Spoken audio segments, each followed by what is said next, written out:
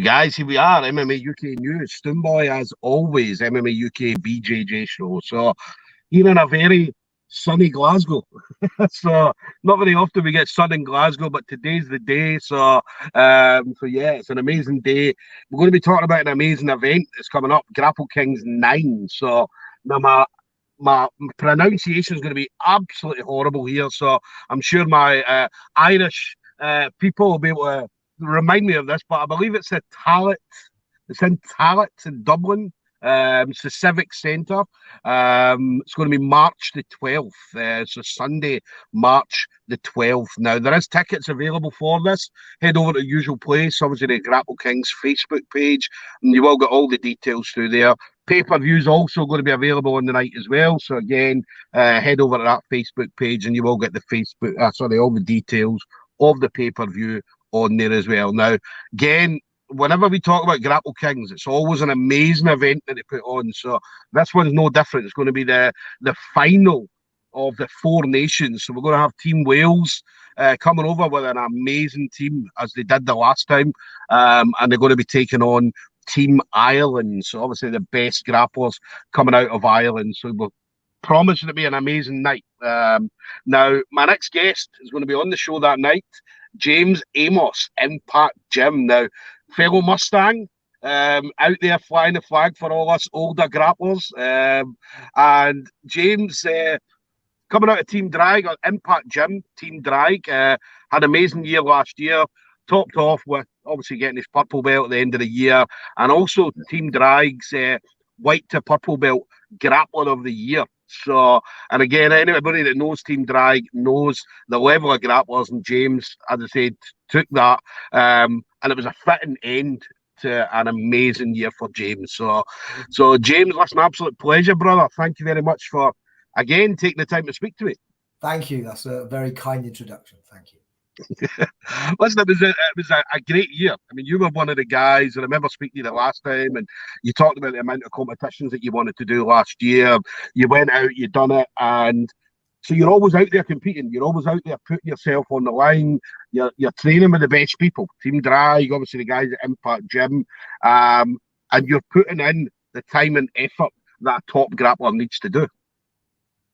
Yeah, I for me personally, I learn the most effectively way by competing. That's how I like to learn. I like to go out, challenge, figure out what's right and wrong, come back, problem solve with my coaches, and then trial it in the gym, then take it back out to competition and test it at the sharp end. It's not how everyone likes to learn, but just for me, I think I came from that MMA background, so I was always competitive and always out there. And I think when I've transferred over to grappling, it's been a kind of wash, rinse, and repeat, the same kind of cycle for me. So, and yeah, the more I'm out there, the more I seem to be learning, and to me, it accelerates the pace of the things I pick up. Yeah, definitely. Yeah. Going to be good as well. I mean, traveling this time, because I know the last time we were in Wales, but this time obviously going to be traveling over to obviously Dublin, heading over to Dublin with the rest of. And I always laugh. I mean, I remember talking to Ash and Josh about the Team Wales versus Team England, and I remember saying at that time it was just Team Drag. This one seems to be no different, but again, that just shows the level that's coming out of Team Drag. I mean, as they were talking about the best grapplers, not just coming out of Wales, but coming out of the whole of the UK are coming out of Team Drag. So again, it makes sense to have the best grapplers going up against Team Ireland. I think so. I think obviously the head coaches can put off anyone they want to be on that team, but it just shows the level within the drag organization that can be picked up, but the whole team can basically be formed from that. I think there might be a few people outside of it, but I haven't actually looked at everyone on the card. But on the whole, yeah, drag is filling the ranks quite nicely and quite effectively too. Yeah. We said that as well before we came on air. We need to have a Team Drag versus the world. So, that's the plan, I think. Yeah. I was actually at a comp yesterday, and I actually took a gold in purple belt absolute, silver in my division, purple absolute. Still hanging down with the adults as well. Still still trying to test myself at the maximum I can. So I was happy that I picked up that purple. But when I went to the podium at the end, I quickly grabbed my jumper for the obligatory kind of photo shot. And one of the guys said to me, he said, "Oh, you're from Dry," because he had seen me from Impact Gym. I said, yeah. And he goes, "Oh, that explains it then." And it's just a nice little, it's a nice little reminder of how the team that Josh and Ash are building over in Wales, just the results and the performances are speaking for themselves, and suddenly the name carries, and it's quite nice to walk around a competition with this jumper on, or the last people kind of clock you and they see who they're against, and that immediately gets into their head is like, oh, this is going to be a tough one, right? And when you look at the thing that they're building there with, I think maybe 5 or 6 academies at the moment under the Drag banner, and we'll go into competitions and come in first and second in the overall team placings against the likes of Gracie Barn, who have got hundreds of academies. So it's just a further validation of the effectiveness of the team that's being built at the moment. And I'm hyper proud to be part of that. Yeah. Irrespective of nationality.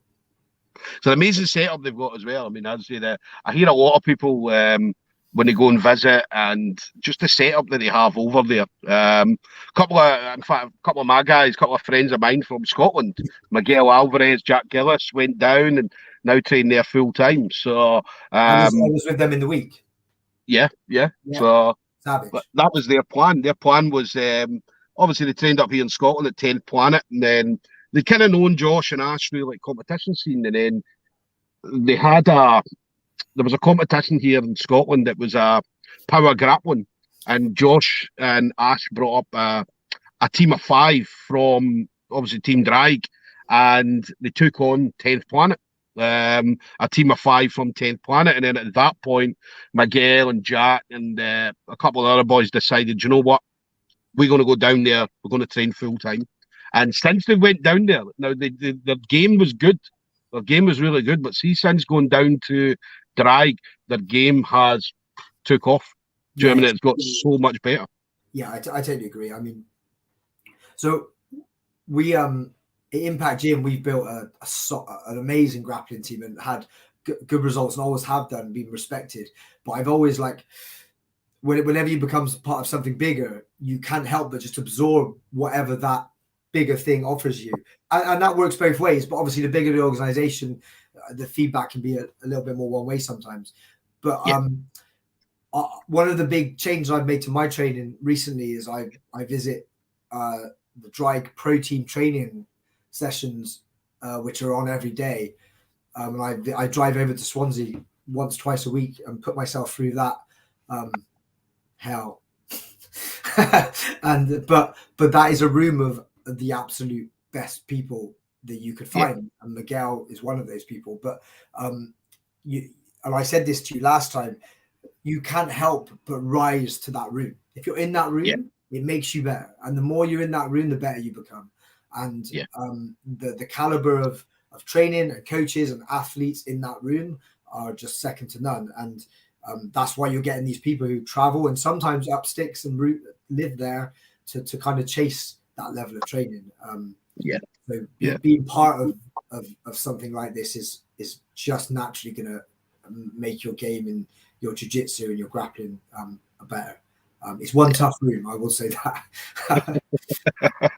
They've definitely built something special. It's definitely something special, and it's only getting better. It's only getting better. I mean, it's already at the. I mean, they're definitely probably the #1 team in the UK. And there's a lot of great jiu-jitsu clubs out there, a lot of great jiu-jitsu teams.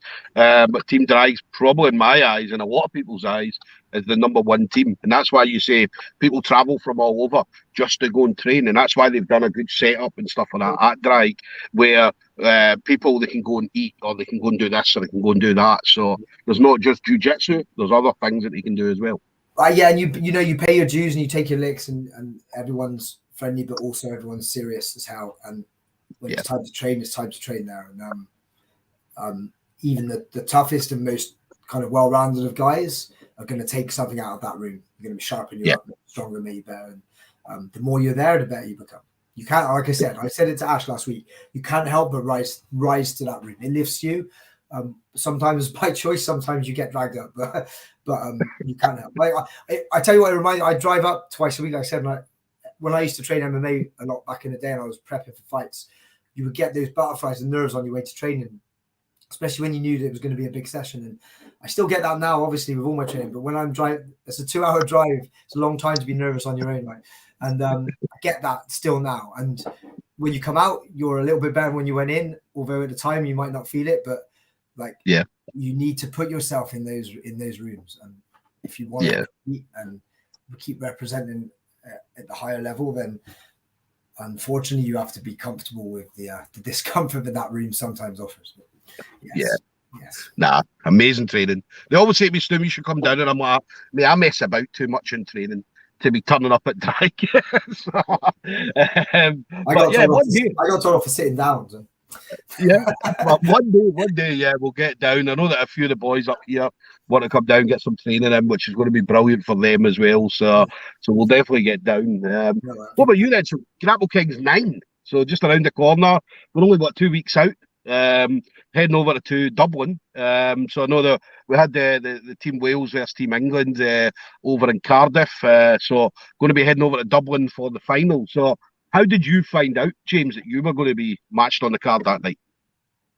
Well, I had expressed interest late last year when I heard it was happening. But obviously I unfortunately took a loss on 8 with the first match with Damien. I thought it was a close loss, but it was a loss nonetheless. So I wasn't too sure where I was going to sit in that. Then, so I put my name forward, and I kind of put it out of my head after that. I kind of got on with achieving the rest of the stuff I had last year. And then, as usual, I got the Instagram alert, and there's a poster with my face on it. And I'm ready to go. Next thing, I'm booking flights. So yeah. That must be nice. I kind of love that. I love the rawness and the surprise of that. It gives me luck, so I like it. Yeah, that's brilliant. I mean, you didn't even know, that just suddenly you saw the poster. Well, I knew I put my name forward, and I knew that I'd been told that like something was being arranged somewhere, but I wasn't 100% sure what show and where it was. So my first actual real confirmation of that show was when I saw the poster. So. But I'm cool with that. I'll put my name forward, and I'll go anywhere I'm asked, and compete against anyone I'm asked to. So, that's all you can do, right? Yeah. John's good as well. I mean, John, obviously, again, coming from an MMA background. So, and again, we always talk about MMA grappling. MMA grappling is probably a little bit different from pure jiu-jitsu grappling. So, so it's definitely a great matchup for the both of you. Yeah, I'm expecting some intensity from John. I'm seeing what I've seen from him and the caliber of people he trains with, the shape he's in, and just having that experience. He's a multiple title belt holder in MMA across multiple organizations. I think he's fought up to like the Cage Warriors level, maybe Bellator, in fact, maybe even Bellator. So this is a man who's not backing off from pressure and not backing off from any kind of challenge.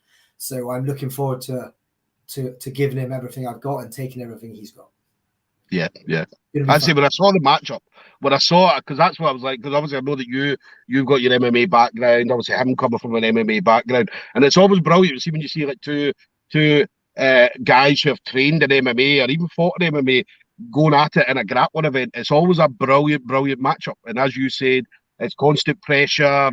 You're both putting it on each other. There's no, because you know yourself. I mean, you've seen it. Jiu-jitsu guys will go in there and, do you know what I mean? They'll kind of, you'll get one guy will sit down and the other guy will be very passive in a lot of cases. Whereas when you get two MMA fighters going at it, it's very, very different, and it's very. Well, it can be, right. I mean, don't get me wrong.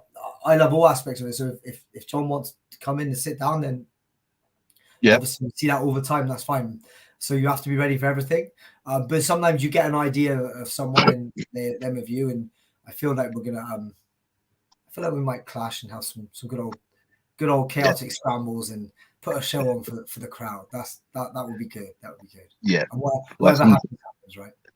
That's what we love. That's what we love. We always love seeing a show. The spectators, the fans always love seeing, especially Grapplekings. I mean, Grapplekings put on an amazing event. So, Yeah, yeah, they're brilliant. The last show was excellent, and I'm sure this show, it's quite nice to be going into enemy territory, as it were. And like I said, shake hands before, shake hands after, but for 10 minutes, all bets are off, right? definitely. What's next for you then? So what's obviously this is your main focus, but what's your plan for the rest of the year? What have you got set up? Because I know that you're constantly busy. We saw that last year, so I'm sure this year you've got a lot of things up your sleeve. So what kind of things are you looking at doing for the rest of the year? So I did what I did last year. Really, I wrote a big list of goals for the year, and as best I can. And it kind of again was wash, rinse, repeat for me. I want to compete regularly on the kind of smooth competition scene, get out there as much as I can. But I've also put my name forward for as many pro shows. I've let it be known that I'm happy to compete any pro show that I'm deemed to be deemed to be right for. I can take my coach's lead on that. So whatever they think is right, I'll go with that. So I aim to kind of have a dual year, some pro grappling, and then also the competition scene. You know what it's like when you step up. I've done 2 purple belt comps now, and I always said as soon as I've been promoted, I would just go out and book the first comp and compete. And I did that in December. I went out, I think 3 days after I was promoted, and I just went up to Manchester and I competed, and I got a silver and a gold in the absolute and the division. So, and I did the same yesterday, silver and gold. So I aim just to keep doing that, trying to get exposure to as many different styles. And because obviously when you go in your last days of blue belt, you're the 4-stripe blue in the spectrum of blue belts, but now you're kind of the no stripe purple against the possibly nerdy browns. So there's kind of like there's a large spectrum there to deal with, and getting used to being kind of the new guy again can be unsettling. So the only way to confront that is to confront it. Go and find who you can and exist at the sharp end as always.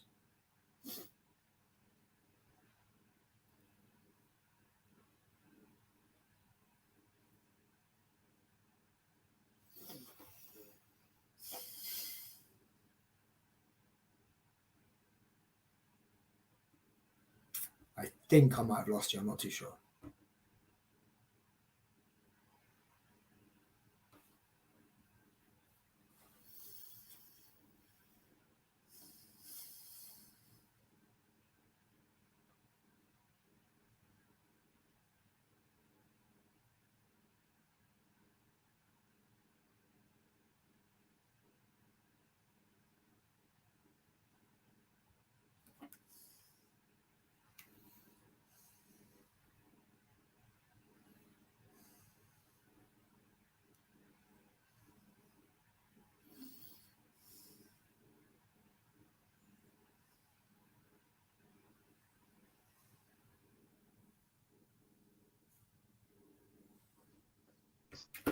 Sorry, guys, that was my apologies. Do you know what it is? Every time I do a video in the car and it's warm, my phone overheats. So apologies for that, James. So yeah, you were talking about your plan. Obviously, your plan. You set the plan up for last year, and then this year's pretty much the same for yourself. Yeah, I'm not too sure where it cut off, but yeah, I want to compete regularly on the scene, hit as many pro shows as I can. And I think I was just saying that when you first step up a belt, you become the lower part of that belt. So it could be a just purple or an early brown in the competition scene. So there is an element of you almost feel like you're starting again in some ways. You can bring some things forward, but I found that some things it worked at blue aren't quite so successful at purple, and you have to kind of reevaluate, relearn, change, and keep going. So as I said before, the best way for me to learn is at the sharp end. So if I put myself out there against all the different styles I can, probably take some losses, take the wins along with it, and just keep sharpening up, and keep pushing for improving. And I don't belt hunt, I just look to improve. But as you improve, obviously belts come with you. So that's always the plan. Definitely. And then final thing for you then. So obviously again, anybody you want to shout out to? So the usual friends, family members, teammates, sponsors, anything like that you may have. Part of that process of me going out and then competing and then coming back and learning is I have like weekly private tutorials with my head coach, Tom O'Hagan, who was also a member of Dragon. You saw him compete at Grapplekings, and he's he got his black belt now last year, well overdue for him. He's a superb grappler. So that, so I think he's been like the most instrumental in kind of taking my game from this kind of broad MMA perspective and like sharpening it down into something more refined for the grappling world.